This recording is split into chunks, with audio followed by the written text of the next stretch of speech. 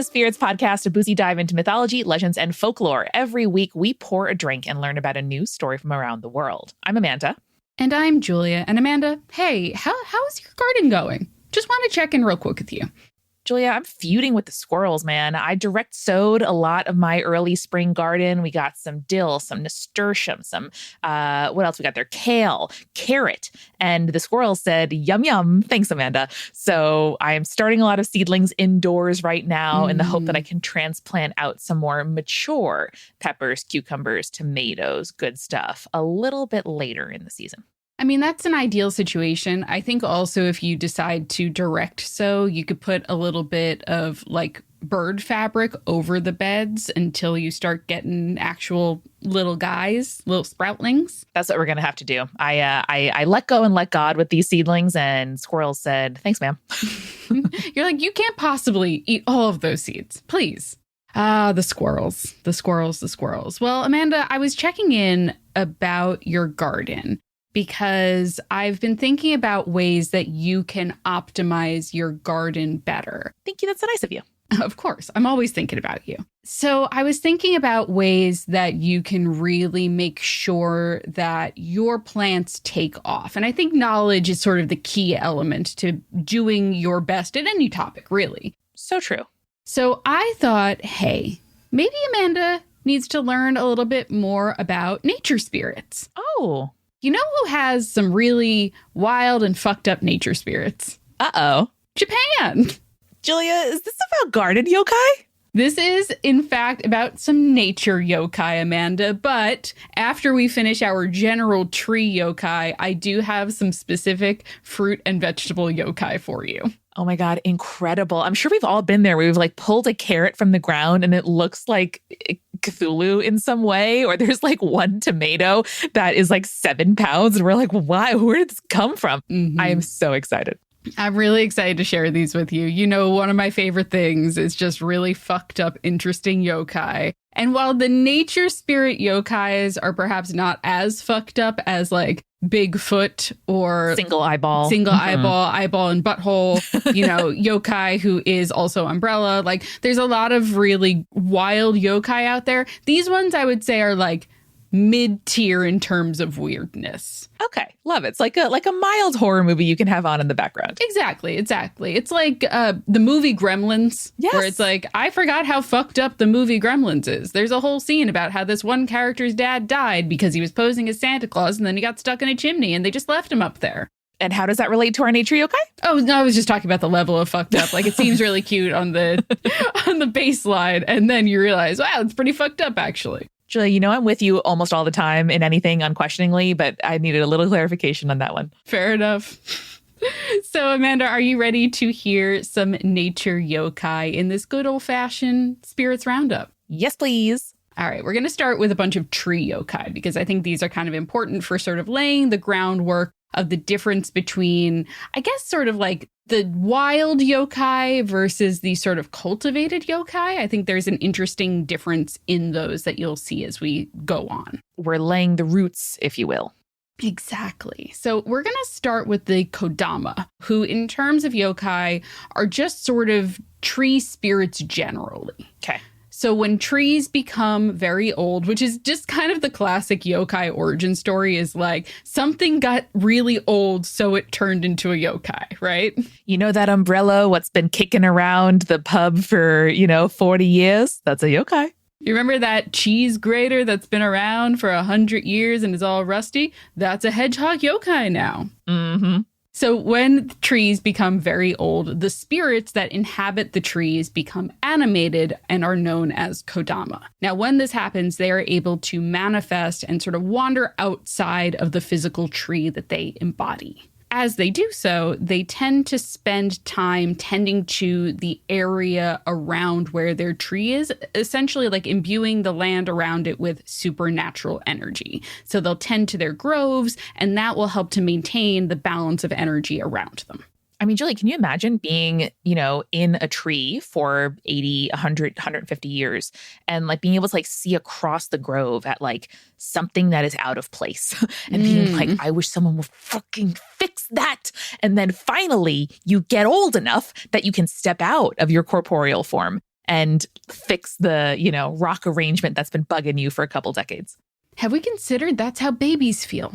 Oh, they're like, wow, I wish that someone would stop playing that music. Mm-hmm. I wish I could see outside. What is happening? I think so. I wish I could be fed. Not through my umbilical cord. Huh? Good point. True. What is really interesting, and like the reason that these kodama take care of the area around them makes a lot of sense when you realize that kodama's life force are directly tied to the tree that they inhabit. So if the tree were to be destroyed or cut down, the kodama would die, and vice versa. Makes sense. However, they are very rarely seen by humans. So on the rare occasion where they are, it's usually as a orb of light among the trees or a vaguely human-shaped shadow that disappears as soon as it's noticed. Just vague enough that out of the corner of your eye, you're like, what? What was that? Is there a big old tree around here? So because the presence of a kodama brings energy and vitality to the natural landscape around them, humans have the utmost respect for kodama. It is considered absolutely taboo to cut down older trees because it can bring down a powerful curse, absolutely ruining not only a person's life, but the entire community's life. It's the ecosystem, man. Yes, and it is even said that if you were to cut down an old tree, it might actually bleed, which would be an indicator that a kodama resides within it. Yeah, dude.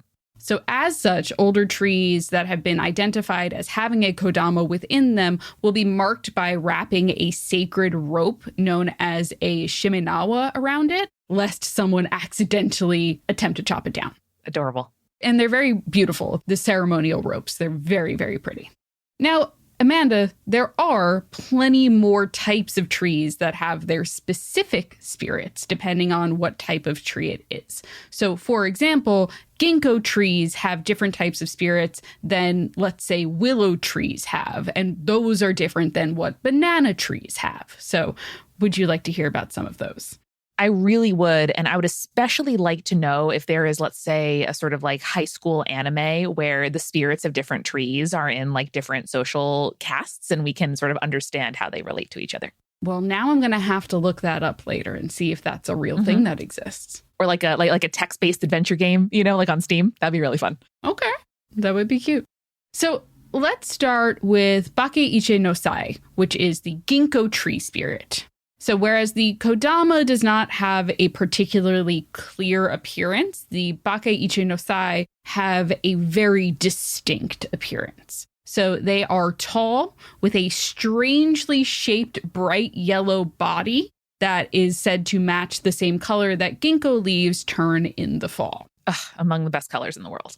So in Japan, ginkgo trees are held in very high esteem, not only for their beauty, but because they are said to be more resistant to fire than your average tree, and are also very useful as border trees because they help break up the wind very well. And I think one of the oldest organisms on record is like a ginkgo tree grove. It is indeed. You are correct. Part of the reason that that is the case, Amanda, is because they are considered holy trees and are often planted in temples, shrines, and public places. However, they are not supposed to be planted in gardens of private residences, as that is considered unlucky. Okay. It is believed that if they are planted in a private garden, their roots will grow underneath the house and will spread sickness and ill fortune. Oh, damn. So families with ginkgo trees are said to become sick more often and will die sooner than those without. Damn, I guess it's an important thing for the community, but not something you can concentrate in, personal hands. Exactly. So as such, old ginkgo trees in the way of yokai, which we already described, will become Bakeiichi no Sai. And when they do, they start to wear these old black kimonos, and they will carry around these small little gongs. A lot of times yokai will take the appearance of monks, and I find that very interesting. Yeah. They will go about striking their gongs with little mallets, and especially if they are in the presence of a private home, it is said that this will make the families within either feel strange or they will fall ill. And it is also said that their presence will interrupt or alter the flow of the energy of the home, which is also what causes sickness and death. Damn, fascinating. I wonder if the sort of monk appearance is because, religious figures are by definition a little bit out of time. Like they are, they're dressed in a really identifiable way. Their vocation from their clothing. And in many ways, almost all the time, that is a more kind of perpetual look than the changings of fashion day to day. That is true. That's a good point for sure. And I think it's also like there's a certain amount of veneration that happens with a person of the cloth, whatever your religion is. So whichever cloth it is. Whatever cloth that is. In a somewhat similar vein is the Basho no Sai, who is the spirit of the Japanese banana tree that manifests basically as a human face on the broad banana leaves. Am I silly for not realizing until right now that bananas can grow in Japan? Yes. So I believe the banana tree that we're referencing here is originally like grown in China and then spread to Japan. But I am not a botanist, so you can't quote me on that. Let's call Dr. Vikram and see what he says about bananas. So mostly what these yokai try to do is just like surprise and scare humans, basically just like manifesting on the leaves next to them as they pass a banana tree. Essentially, it's a jump scare situation. Hell yeah, brother. However, there are a few stories in which they're just like impregnating women. Oh, interesting. Like it said that if there's a particularly old banana tree nearby or a banana tree is suspected to house a Basho no Sai, women are warned not to walk past them, especially at night. It's a real like, oh, I think this picture of, insert celebrity here got me pregnant. And it's actually like, there's a old banana tree in the park. And oops, that's, I guess, how that happened. So the way that the story goes, like the sort of boogeyman version of this tale, is that if a woman is to walk by one of these trees, they either run into some sort of monster, but more often it is the appearance of a handsome young man, yada, yada, yada. 9 months later, that woman would then birth a baby. And then when the baby is born, it is said that the baby would have demonic tusks like an oni. Oh, shit. It doesn't end there. So on the birthday of that demonic baby every year, the woman would then give birth again to another demonic child. And then again the next year. And then every year after that, essentially. Wait, does this compound? So on the second birthday, when she births the second baby, I think we're and then just doing a single baby every year, thankfully. Oh, God. Okay, banana trees reproduce wildly. Like they with not a botany degree, they do like have pups. Like you're constantly every year supposed to like cut down the new bananas if your goal is to cultivate, fruit. And so there is something about like the prolific nature of banana and plantain reproduction that makes sense here. But like, I guess I'm not sure what I expected for the world's most phallic fruit, but like that really is, as always, the yokai beat my imagination. There you go. There you go, Amanda. That is good botanical insight. So I appreciate that. I don't want that botanical inside of me, if you know what I mean. I'm good. Fair enough. I'm good. Fair enough. So I will say a woman could rid herself of these demonic babies if that woman was to then feed them a drink that was made out of powdered bamboo grass. Okay. And so that would hopefully just like the baby appears / is born, you feed it to them, and then there's no problem left there. I should hope that that's a pretty straightforward resolution and you're not like, it's fine. Let's just wait till its first birthday. Oops. Nope. The teeth are there as soon as that baby's born. And so, Things I don't want to birth, Julia. An organism with teeth. Nope. Absolutely not. Absolutely not. Not for me. Most animals are, though, which is crazy. They're born with teeth, which is wild. Yep. Anyway, sorry. I got distracted thinking about how things are born with teeth. Julia, this is a yokai roundup, to be fair. Fair. There is also another story, which is slightly less sinister than the demon baby story, that tells of a monk who is sitting in a bamboo tree grove one time, and he's meditating, he's reciting sutras, as monks typically do during this time period. And then while he was doing that, Suddenly, a beautiful young woman appeared beside him and is attempting to like distract him from his meditation, even trying to attempt to seduce him. Yikes. So as she continues to press, the monk gets really angry and he stands and he draws his sword and he stabs the woman. Oh, that was an escalation.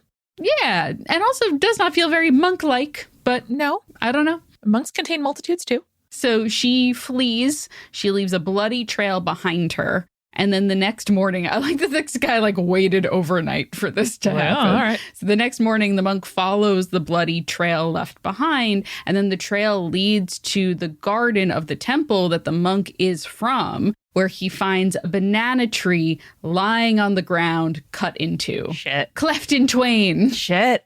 And it was only then that the monk then realized that the woman was actually a Basho no Sai. Now, did this monk have to bear demonic children? He did not, because instead of being seduced, he stabby. Smart. Now, there is also a quite similar spirit, which is that of the Rose of Winter tree, which is also known as the Furusubaki no Rai. Beautiful name. It is a beautiful name. Now, in general, the Rose of Winter tree, or the Subaki, is an evergreen tree that grows flowers. However, rather than those flowers losing their petals like a little bit at a time, the tree tends to drop all of the flowers all at once on the ground. Scary when that happens. Kind of spooky, right? It feels like, what's wrong with this tree? But no, that's just the common practice for this. So because of this somewhat odd behavior, the tree is associated with death and illness in Japan. For example, you would never give someone Rose of Winter flowers if they're sick or in the hospital, because that's basically like saying, like, die, bitch. What do you want me to do? Perish? So as you can imagine, a yokai develops when a tree becomes old enough, yada, yada, yada, and develops a spirit that can manifest outside of that tree. The legend tells that one day, two merchants were walking along a road through the mountains when they passed a Subaki tree. However, they stopped when suddenly a beautiful young woman appeared on the road ahead of them. Now, she approached one of the merchants and breathed a perfumed breath onto him, which smelled exactly like the blooms of the tree. Now, when she did that, he suddenly transformed into a bee. Oh! Wow, that's a transformation of mass I was not expecting. Before the other merchant, who is there and not a bee currently, realized what had happened, the young woman disappeared, and then the bee flew to the flowers of the tree. However, when the bee tried to feed from those flowers, the fragrance of the trees turned into poison, and the bee dropped to the ground dead, followed quickly by the flower of the tree. Oh, shit. That's so mean. I know, right? It's kind of like, hey, fuck you for even walking by. And smelling my sweet breath. So the merchant, realizing the bee was his friend, scooped it up, rushed the body of the bug to a temple, asked the monk there to pray over the bee, but the monk was unable to bring the bee back to life or even return the merchant to his human form. No. Yeah, a little sad. I love that this buddy was being such a good bro, though. He really tried. I like that he was like, man, my friend is a bee and dead. Maybe we can correct one of these things. Yeah. However, I will say they are not always malevolent. Sometimes they are there to warn of something bad that is coming to pass. There was said to be a monk who was hearing this sort of sad and lonely cry coming from a Subaki tree one night. And then a few days after he heard the cries, a disaster befell the temple that he was a part of. Now, this happened again a few months later. He heard the cries from the tree, and then a few days later, another disaster happened. And then soon, the monk realized that the Furusubaki no Rai was attempting to warn them that something bad was coming to pass. And so the monk sort of learned to anticipate the danger that when the Subaki would cry, it means disaster was coming. Helpful. Extremely helpful. And that is why it is said that this same tree remains to this day at Kanmanji, which is a temple, where the tree has now stood for over 700 years. That's insane, dude. Isn't that cool? It's so neat. It's also giving me Mothman energy of like, Mothman's just trying to warn y'all that something bad's going to happen. Mothman is not bringing the bad stuff. Mothman is saying, hey, a bridge is going to collapse. And you're all like, who's this crazy Mothman? Exactly. Like, don't shoot down the messenger or chop it down, as it were. The last two tree spirits that I wanted to mention are both spirits of the willow tree. Very nice. I mean, such an expressive tree, Julia. Like, I would have to guess that the ginkgo and the willow are two of the trees that I think even folks who don't know a lot about tree species are like, that's willow tree over there. So I would imagine that they have some special lore. Yes. So these are the Yanagi Baba and the Yanagi Onna. Now, what's interesting to me is that these spirits are associated with each other in a sort of like very specific timeline. So it is said that if a willow tree turns old enough, like all of the other trees that we've talked about, they will develop this yokai, which is the Yanagi Onna. And then if a Yanagi Onna becomes old enough, they will then age into becoming a Yanagi Baba. Oh man, this is like the Charizard of willow yokai right here. The Yanagi Onna is the willow woman. Onna usually just typically means woman and kind of denotes a younger woman specifically. This, as the name suggests, takes the form of a young woman, and often she will be seen carrying a child in her arms. Now, this kind of sounds a little familiar to a sort of frosty Onna that we've met earlier in the series. Madam Yuki Onna, we know you. Exactly. So it is said that a long time ago, a young woman was walking at night carrying her child when suddenly a strong, cold wind started blowing. And so the woman attempted to seek shelter under a willow tree, but the branches of the tree started whipping around violently, entangling the woman and her child among them. The branches even wrapped around her throat, and the harder that she attempted to struggle, the more that they choked her, until she was finally strangled to death. Oh, damn. Now, it is said, her spirit embodies these older willow trees, and she will appear under the willow trees at night, cursing the willow that killed her. Sure. And from beneath the tree, she is said to appear to passersby and beg them for help to protect her child, only to then disappear when the passerby attempts to help or engage with her. And does the passerby get entrapped or harmed in any way? No, it's just a spooky. I love, Julia, the yokai that are just like, it's scary. Nothing you can do. Like they're not trying to teach you a lesson. They're not trying to disincentivize certain behavior. They're just like, I feel like a lot of times the like, oh, you pass a woman on the road. A lot of it is like, hey, maybe a sex worker is going to approach you and don't let that happen to you. And I think that is usually the case of like, don't talk to strange women. Fair. Yeah. Which is, hey, we're pro sex work here. We don't fall into that category of this being a warning. I just think they're neat stories. Also, talking to strange women is my primary hobby. Fair enough. As the Yanagi Onna becomes older and older, they begin to age, which then causes them to become a Yanagi Baba, who are known as the Willow Hags. Sign me up, Julia. Whatever this is, if this is like a trivia team, if this is a cornhole league, if this is like a gardening association, the Willow Hags, come on. Anytime I feel like I include a hag in a spirits episode, I'm like, and Amanda's going to relate to this extremely hard. Yes. Shout out. I love it. Thank you.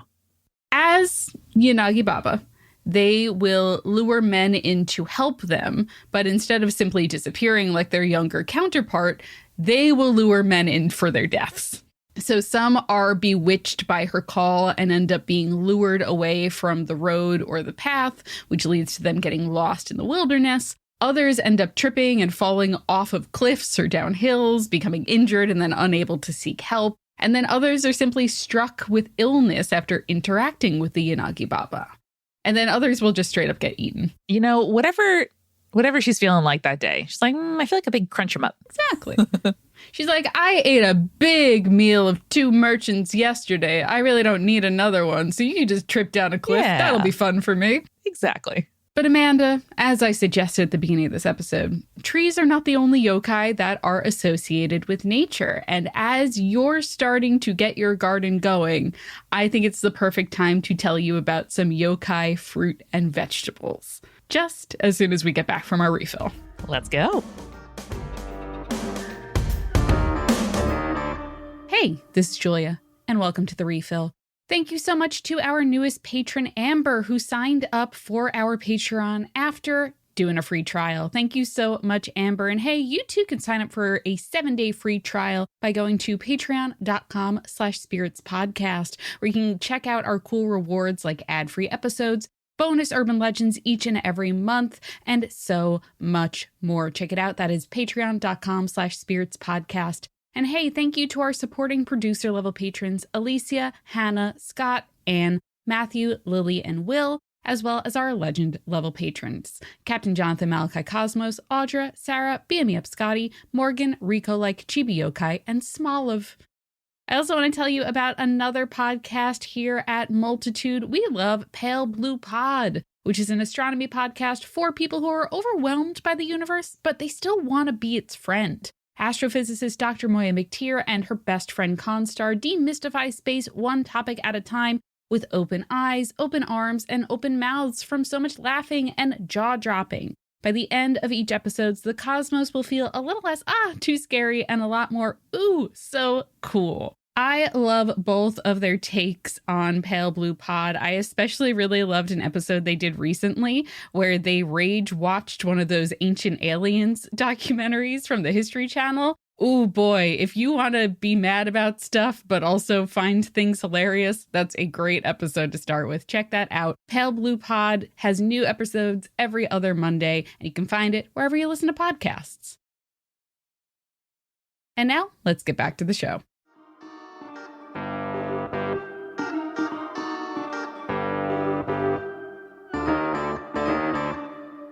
We are back, and one of my favorite cocktails in the summer, which is a nice combination of sweet and tart, is the Japanese Slipper. This is an equal parts cocktail that combines Cointreau, lemon juice, and Midori, which is a melon liqueur. I think Midori has a bad rap. It was used a lot in the early 2000s on like very, very sweet cocktails. And it's like also electric green. So people are like, I don't want that. But it's actually a very good tasting liqueur. Yeah, the appearance suggests appletini, but it is very delicate. And if you've ever loved like a Japanese dessert, if you like those little melon flavored hard candies like in a sushi restaurant, you should give it a go. Absolutely. What I'm going to suggest in a twist on a Japanese Slipper is that I think you can add a little bit of watermelon juice to this to make it even more melony. Or like if you want to, like a cantaloupe juice or like a regular, what's the green melon called? Honeydew. A honeydew juice, perhaps. I don't eat a lot of melon personally. I don't find it a particularly enjoyable flavor. I like watermelon, but the cantaloupes and the honeydew melons, not for me personally, but love it in a cocktail, actually. Right on. So with this in mind, I really want to tell you about two Japanese yokai that I think you're going to get a little bit of a kick out of. Makuwari no Bakemono and Suiki no Bakemono. Now, to be fair, there's not a ton of information about these two spirits, and they are specifically melon spirits. Hell yeah, man. We learned, Julia, to throw out our bad pumpkins from the Romani folks several weeks ago. And now, what do we do if a melon looks like it has a little bit of personality to it? Well, these have a little bit more than a little personality to them. Ruh-roh. These seem to originate from the work of a famous poet and artist whose name is Yosa Buson, who really enjoyed drawing bizarre yokai. And these particular two are from a scroll that he created called Busan Yokai Emaki, which features images of several different yokai, but really only had like the names and not like their actual stories or origins. So we have to kind of extrapolate a little bit about who they are or what they did. And what year was the scroll made? It was actually made somewhere between 1754 and 1757. So like sort of the mid 18th century. Very cool. They are very cool. I'm going to actually send you a image. One of the ones that he is kind of famous for drawing is the Noperabo, which is the one that is like faceless dude, eyeball in the butthole. Yes. So he kind of famously has popularized a lot of these that don't have existing stories anymore, but are just really interesting and really weird. So like, for example, he has an illustration of that ginkgo tree spirit that I mentioned earlier, which is very cool. But I have to show you the melon monsters because they are so funny. Like genuinely really, really cute. Here's one. Oh, just a little guy. That melon looks a little bit sad, I'm not going to lie to you. And then here's the other. Oh, these are kind of look like political cartoons, of like a senator in a sort of exaggerated way. A little bit. So in this scroll, Suki no Bakemono and Makuwari no Bakemono are shown as being essentially these melon-headed yokai, but they have the bodies of samurai. You can see their little swords in the image and everything like that. Mm-hmm. Now, in subsequent portrayals, they have been shown as sort of coming into conflict with each other, like doing battle, and it's giving real, like, Fruit Ninja energy. Mm-hmm. Remember Fruit Ninja? I do. What a simpler time when that was the app that everyone had on their phones. And Flappy Bird. I miss Flappy Bird. Truly, we could probably chart, Julia, like our own loss of innocence from Fruit Ninja to Flappy Bird to like HQ. And then from there, it was all downhill. Oh, boy. Yeah. Yeah. We don't get a lot more about them, but I just thought the image is so fun that I wanted to mention them. But there are a lot of other fruit spirits that have more substantial backgrounds than just here's a cool image of them. I mean, we certainly talk about like someone being like a melon head. That's a thing we say, and they do look head shaped. Mm-hmm. But I'm very curious if anyone out there knows more about the linkage between these honkin' melons and samurai. These honkin' melons? Oh, no. Yeah. Maybe samurai would like practice. I mean, you imagine like people like cutting through a melon with swords. Like that's a, macho thing people do. That is true. That's a thing. So one example of one of these other fruit spirits is the Tantan Kororin, which are the spirits of persimmon trees. Oh, shit. Now, unlike the other tree spirits that we've mentioned earlier, they are not the result of the trees becoming too old, but rather they become yokai when ripe persimmons are left on trees rather than picked. Julia, we got to text our new friend Kayala because this is some persimmon horror. They will take the form, again, of giant monks who have these sort of large, round, red/orange faces that strongly resemble persimmons. And if you look too close, they're a little bit rotted. So they will then spend their evenings filling up their sleeves full of the ripe or fallen fruit from the tree. And then they will wander around towns at night, spilling the ripened fruit and persimmon trees all through the area. Gross. And then when they eventually run out of persimmons, they will return back to their trees until the fruit begins to ripen again. Okay, so this sounds less like a horror trope and more like someone unhelpfully spreading out rotten persimmons. Yeah, so here's the context, like here's the legend of it. And you can kind of tell me whether you think this is a scary thing or this is sort of like a Johnny Appleseed sort of situation, right? Okay. So according to the legend, there was said to be a house that had 5 or 6 large persimmon trees in their garden. But because the people of the home were very old, they could not gather the persimmons from the tree as they once did. Mm-hmm. So as the persimmons ripened and began to fall from the tree on their own, the old man who owned the home started to notice that a man dressed as a monk was wandering about his yard. Now, soon after, the villagers also reported seeing a similar figure wandering around town, his sleeves full of the ripe persimmons, which dropped from him and rolled away as he walked about. However, this is a giant, sort of scary-faced monk, and so the villagers were quite scared of him, but also they were curious, so they followed sort of from a distance to see what he was doing. And so eventually he wandered back to the house of the old man and then disappeared into the persimmon tree, which led them to realize that he was a spirit of the tree. Oh, fascinating. Maybe he's trying to help spread the wealth. Like if the caretakers aren't able to do that as much, then either this, helpful yokai or, I don't know, some local dogs or raccoons could sort of like nibble and then spread it throughout town. I think that's also like, it might be a thing where the spirit is saying, hey, people of this community. See how these folks are not able to do the thing that they once did? Maybe you could help them out with it. Maybe this is what society is for. Exactly. And it's time to help your neighbors. I think that's really sweet. I'd be friends with this monk. 100%. I also think that it's like, hey, I've noticed that these things are being wasted when they weren't once wasted. Why don't we do something about that? That seems nice. I spent so much energy growing these beautiful persimmons, and you know what? I want someone to enjoy them. So, hey, far and wide. It's like doing a megaphone call. It's like, hello, persimmons are here. Somebody come get them. Now, there is one weird aspect of the spirit that I'm not going to go into too much detail about, but I feel like I have to mention it, which is like there is a aspect of this story about this spirit having sweet tasting poop. Okay. Like there are several stories in which this spirit forces people to literally eat his shit only for them to taste it. And they're like, it's sweet, like persimmons. We can leave that there. Yeah. Yeah. I'm not going to go into it any further. I promise. I will say, however, in doing the research for this episode, there was another spirit, which is the spirit of apples, which is the Ringo no Kai, who has an extremely similar aspect, also with the weird poop thing, which again, I'm not going to go into, but I wanted to mention only to be thorough. You are nothing if not thorough, Julia. And, you know, it is true that what we eat affects what we excrete. And so maybe somebody once ate a lot of persimmons for a day, and then the next day was like, whoa, that's weird. And then it made its way into the lore. No. Like me, every time I eat asparagus, an hour or two later, forgetting I'd eaten asparagus and going, what's wrong? And then realizing it's asparagus.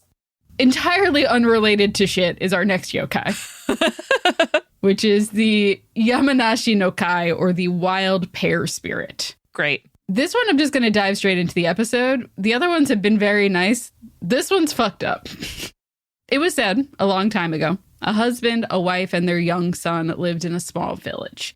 And when the wife was pregnant with their second child, she was suddenly hit with a very specific pregnancy craving, which was wild pears. She was so possessed by this craving that even though she was quite pregnant at the time, she took a large sack and hiked up into the mountains in order to try and find a pear tree somewhere in the forest. Sure.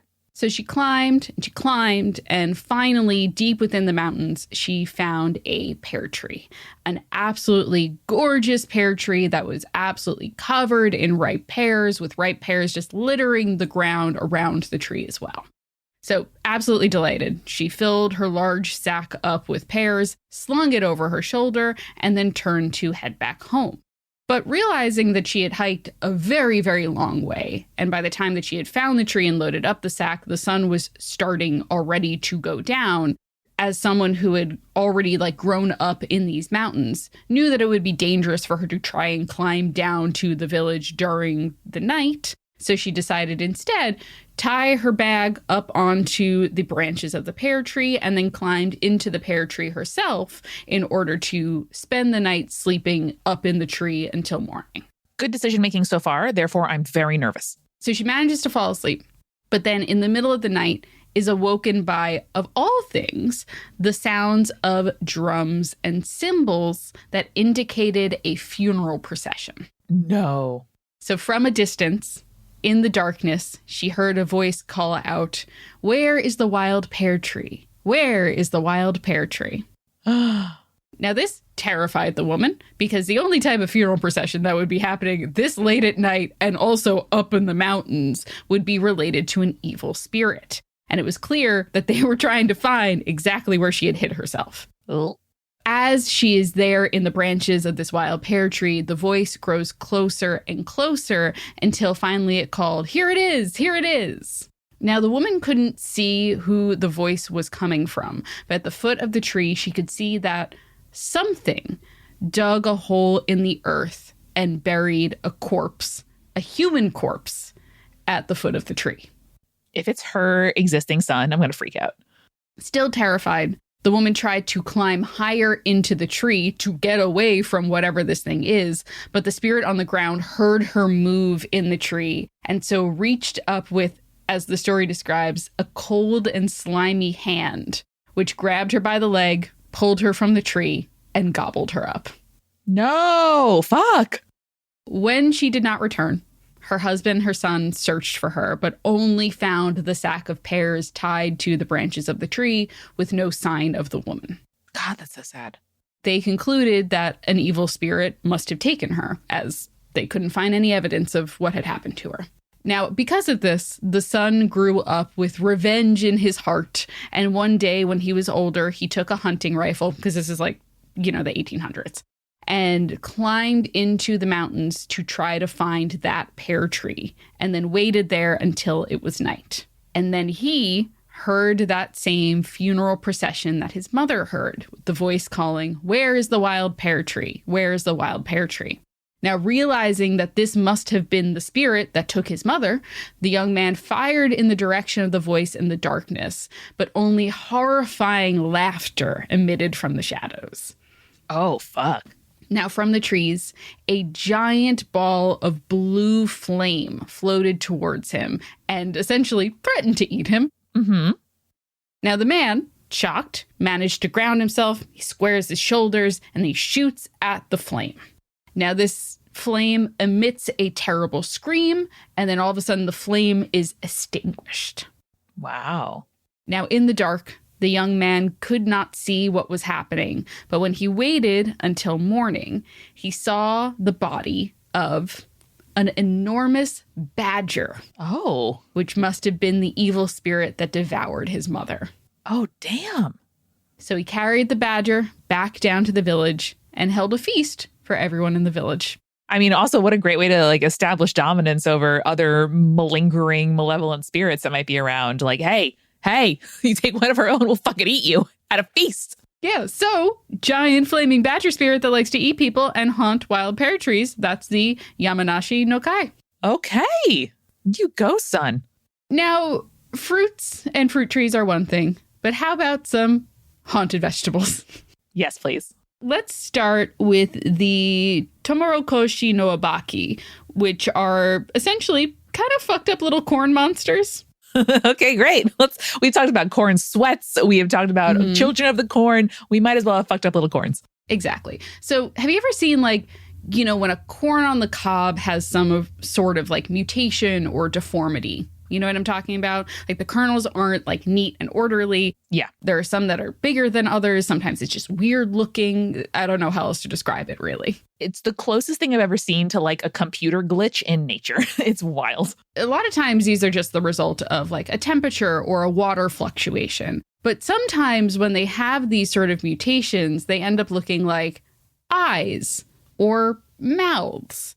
Or sometimes they become discolored and they end up looking like human flesh or fur or feathers. Not that I've seen, but I can get there.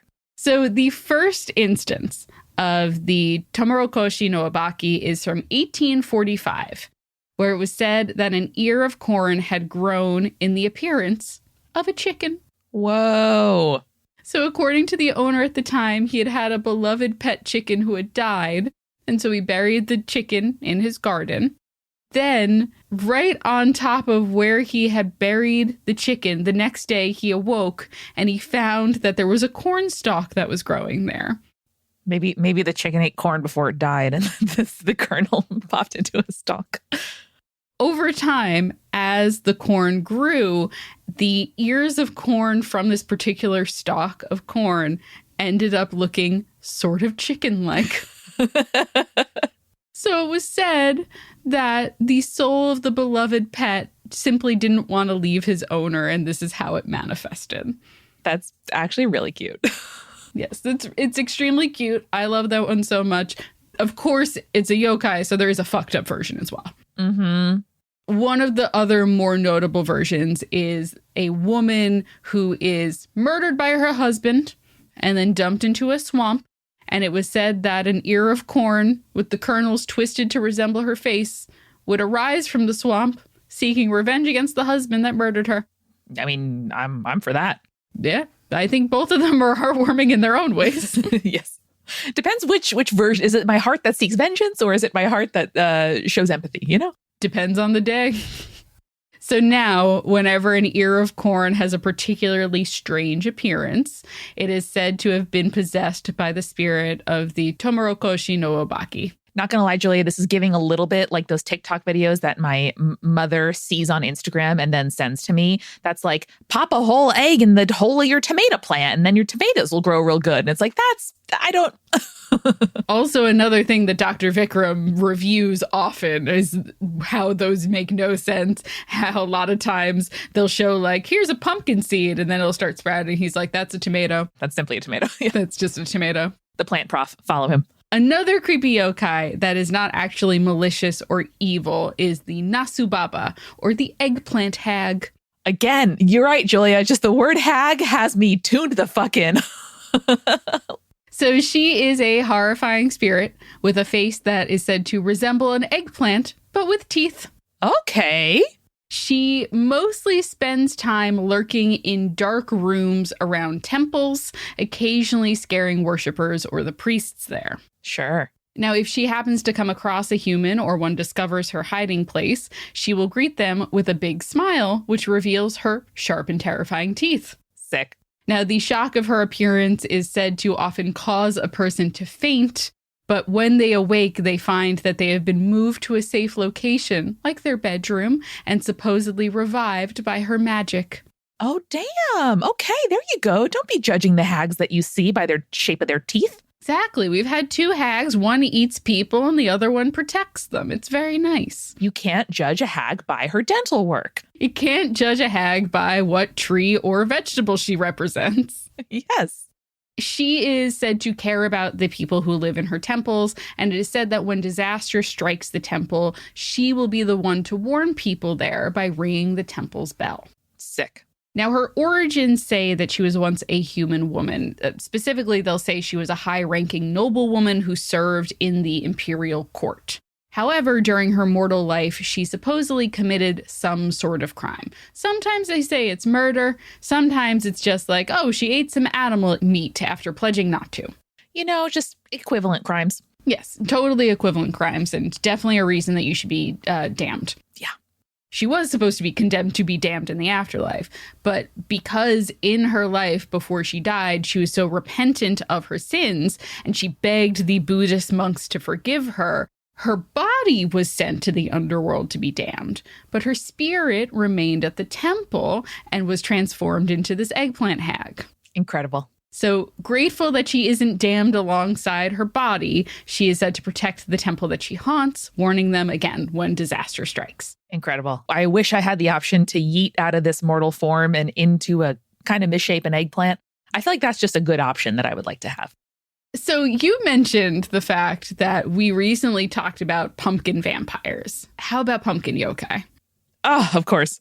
This is the Tsunemoro no Onryo, which is the walking pumpkin monster that haunts pumpkin patches. Okay. So its head is made up of the kind of classic bright orange pumpkin, but that head is just barely supported by its body and limbs, which are made up of the pumpkin vines and leaves all tangled together. Mm-hmm. Because, pumpkin really heavy. Very heavy. The vines that sort of support pumpkins, not very strong. No, that's why they grow on the ground. And if they dangle, you have to support them with like a little, like people cut up stockings to like make little supports for their pumpkins because it's too much. I know. So this actually originates from a neighborhood of Tokyo called Tsunamura, which was famous for its pumpkin production. Cool. Now, according to the legends, it was not happy about all of its siblings being grown and then harvested just to be eaten. And so it would appear night after night from the growing fields in the village, and anyone out at night would then be chased down by the Tsunemuro no Onryo, which sounds scary, right? But luckily for these people, its limbs are made out of these vines and leaves, so it was too gangly and weak for it to really do much chasing or running. That's sad because, like, in a way, that is a proportional response to people coming most days to, like, cut away and then eat your siblings. Sure. But I do think it's just kind of funny. I know. It's like a little kid trying to step to a bully, and they're just like, oh, they have arms like noodles. Or it's like, watching like a little kid like running full force and then boom, right on their face. You're like, oh, baby. But also, Exactly. That one's a short one. I did save the best for last. Hell yeah. Remember how we were like, we should tip drag queens with heirloom beans? Yes, I do remember that, and I stand by it. So when I saw this trio of yokai, I knew I had to include them. The Bean Bois. The Bean Bois! I'm going to lovingly call them the Bean Bois. So this is Azuki Arai, Azuki Baba, and Azuki Hakari. Let's go. Now, all of these spirits are related to Azuki beans, which are also known as red beans, which are often sweetened and used as an ingredient in a lot of different dishes. Usually it's sweets. Sometimes they use them in savory dishes. Like I really like a red bean taiyaki, for example, which is like these little fish-shaped cakes that are filled with red bean paste. They're delicious. I love a red bean paste in any form. So a little context in case you've never heard of Azuki or red beans. They're very good. But let's talk about our first bean boy, which is Azuki Arai, or the bean washer. Okay. Important job. The Azuki Arai hides out in the mountains of Japan, deep in the forests, but they tend to pop up specifically around streams. Now, they're not often spotted, but when they have been, the stories say that they are these sort of like short and squat men with big round eyes and notably large hands that have only 3 fingers on each hand. Okay. Now, in the forest along these streams, they spend time washing Azuki beans. And while they're washing these beans, they sing a terrifying little song and they shake their beans in the wash basket as a little like kind of percussion element. Oh my God. So it'll go, shall I wash my red beans or shall I cash a human to eat? Shoki shoki, which is the sound of the beans shaking. Oh no. There you go. Shoki shoki. I'm going to start singing that when I wash rice. If they catch a human looking at them, they will grin with a sort of silly smile. And between this and the scary little song that they're singing, it is said that often humans will become scared and slip and fall into the river. Now, this loud noise will then scare away the Azuki Arai. Sure. Which will disappear into the mountains again. What's interesting is, like, again, they're not seen very often. They're said to be able to mimic the sounds of animals and other natural noises, and they'll use that to sort of hide themselves. But despite their scary appearance and their spooky little song, because they are so elusive, it is said that spotting an Azuki Arai will actually bring good luck, especially a good harvest. Right on. I mean, they're enjoying the fruit of a harvest, and so I'm glad that they bring good harvest luck. Exactly, exactly. Now, the next bean boy is, in fact, not a bean boy, but rather a bean babe. She's not a babe. This is Azuki Baba, which again means bean hag. Bean hag, hey.